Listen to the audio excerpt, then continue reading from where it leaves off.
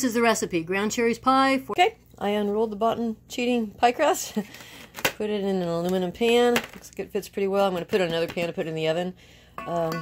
Here's the goop I'm going to pour inside, and then I dot it with butter.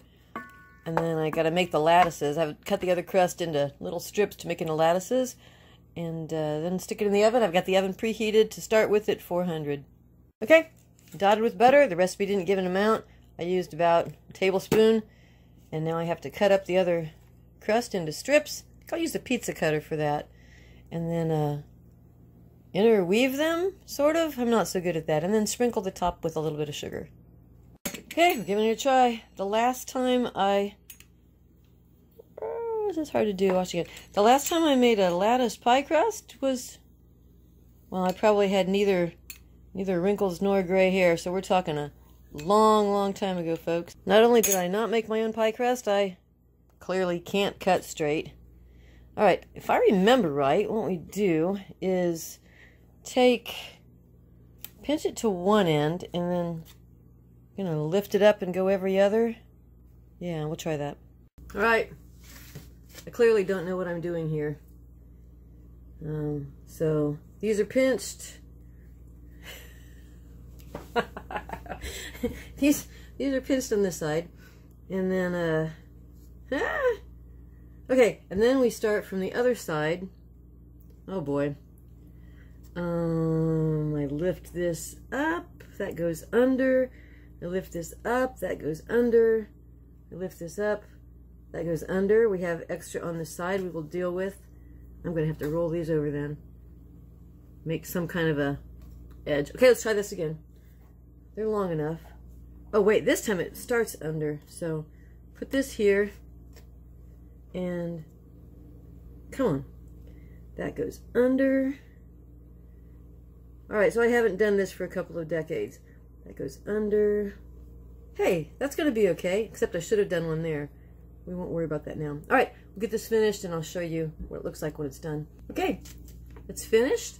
You just have to pinch down the edges and act like I know what I'm doing here. Pinch down the edge, sprinkle a little sugar on top. I'll have to roll the edge under. Probably need to put some foil around the edge so it doesn't burn. Sprinkle it with a little bit of sugar, make it pretty. Then I have a teeny bit left. Let me turn this around. A teeny bit left of these strips. So we're going to make pollywogs. This is what we ate when we were kids with a little leftover pie crust. Almost always burnt our tongues on them, if I remember correctly. So you take extra pie crusts in strips, you put butter on them as if they don't have enough fat in them already. Not sure why the butter. I guess it's to make the cinnamon sugar stick. Alright, so I always have cinnamon sugar on hand for my cinnamon rolls. Sprinkle it with cinnamon sugar, and then roll it up like pinwheels. I don't know why we call them pollywogs and not pinwheels. And then bake them on the side here. Probably put it in a different little pan. Okay, that is a pollywog. Stick it here on the edge. Remember to take it off before it gets burnt. And then you don't eat them when they're hot. Just little pie crust and cinnamon to bring back memories of childhood. Alright, 4 little pollywogs. We get some aluminum foil on the top of this pie. Turn the edge under a little bit better since that's looking ragged. Oh, I wonder if I remember how to do that. Yeah, pinch. I haven't forgotten everything. Take it between 2 fingers, pinch it out, pinch it. It's not beautiful, but it's better than it was. Look what I just found. Just remember that I had something in my cupboard that you're actually supposed to put underneath a pie instead of using this other pan. I washed it up. We're going to try that. I've got my strips of aluminum to sort of just loosely form around the edge. Now it's ready to go in the oven. Why the foil? Well, pies are in the oven for a long time at pretty hot temperature, and the edges like that tend to get really, really brown. Hey, now I'll just wait for the whole thing to boil over and smoke in the oven. Just kidding. Sort of kidding. I tasted the little tiny pollywog, and honestly, not that good.